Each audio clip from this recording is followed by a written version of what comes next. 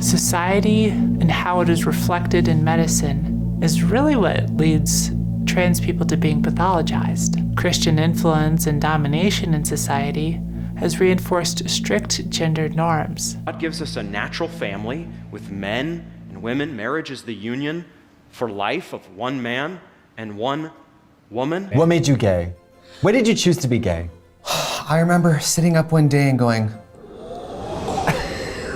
I think I'll have a terrible life. I'm gay. The suffering of trans people arises when their self-understanding is at odds with a Christian dominant culture.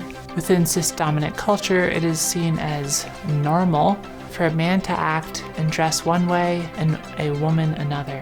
However, if you want to wear a suit or a dress or makeup, if you want to learn to sew or chop wood or drive a race car or use a tractor, whatever the gendered people are doing these days, of course you should be able to do these things. But really it's society that says what is appropriate and inappropriate behavior for your gender.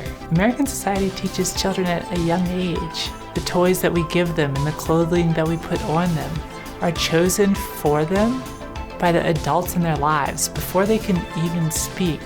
What's ironic is when they learn to speak, even speech patterns between boys and girls start to become apparent and gendered as early as the age of 3, despite there being no difference in their vocal tract anatomy.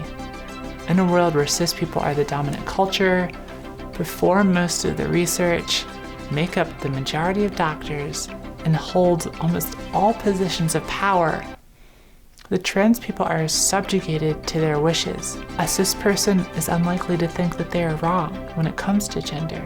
When they look at the world around them, they see everyone following the same rules. For many, it doesn't even occur why these rules exist or that there are even rules at all.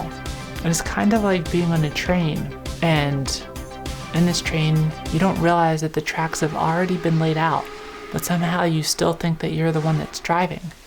For many cis people, the way gender works, the way they understand themselves, is simply how everybody else must understand the world. To be different from the group can be kind of scary. In All About Love, Bell Hooks writes, Cultures of domination rely on the cultivation of fear as a way to ensure obedience. As a culture, we are obsessed with the notion of safety. When we are taught that safety lies with sameness, then difference, of any kind, will appear as a threat.